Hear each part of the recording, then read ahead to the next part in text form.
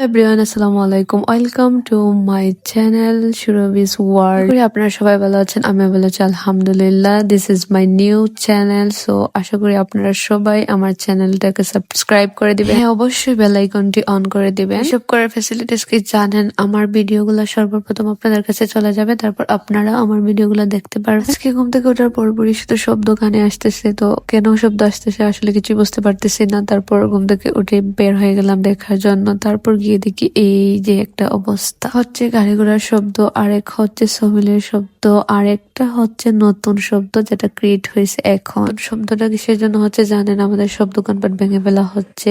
কেন ভেঙে ফেলা হচ্ছে আসলে আমি নিজেও জানি না, যার জন্য আমি একটু কনফিউজ ছিলাম। আর এগুলা দেখে তো আমি নিজেও হয়ে গেছি একটু আশ্চর্য। তারপর ভালো করে একটু দেখার জন্য, কনফার্ম হওয়ার জন্য চলে গেলাম ছাদে। ছাদ থেকে ভালো করে দেখলাম একটা দোকানে ভেঙে ফেলা হচ্ছে, মানে একটা দোকানও ভালোভাবে রাখা হয়নি। এখন বলবো কেন ভেঙে ফেলা হচ্ছে আপনাদেরকে। সেই ভিডিওটি দেখার পর আপনারা প্রশ্ন করবেন যে দোকানগুলো কেন ভেঙে ফেলা হচ্ছে। দোকানগুলো কিন্তু ছিল অনেক সুন্দর, উপরে টিন সেট ছিল। তো এগুলা কাঠের দোকান, তার মানে টিন সেটের দোকানে ভালো আমি মনে করি, কিন্তু এগুলা এখন ভেঙে ফেলে অন্যভাবে মানে বানানো হবে, নতুন করে নতুন ডিজাইন দিয়ে বানানো হবে বড় করে। তো একটা আশ্চর্যের বিষয় কি জানেন, মানে এই যে প্রত্যেকটা দোকান ভেঙে ফেলা হচ্ছে, তারপর আবার নতুন করে বানানো হবে। আমরা কিন্তু কিছুই জানি না, মানে ঘরের অন্য কেউই জানে না, শুধু একমাত্র আমার শ্বশুরই জানে, যার জন্য আমরা সবাই একটু আশ্চর্যই ছিলাম। আমি একবারে পুরোপুরি দুপুরবেলা ছাদে উঠছিলাম, যার কারণে এতটাই রোদ ছিল, বাট ওয়েদারটা কিন্তু খুবই সুন্দর ছিল। ওর ছাদের প্রত্যেকটা দিক দিয়ে আমি হাঁটতেছি, আর চারদিকে দেখেন ওয়েদার প্লাস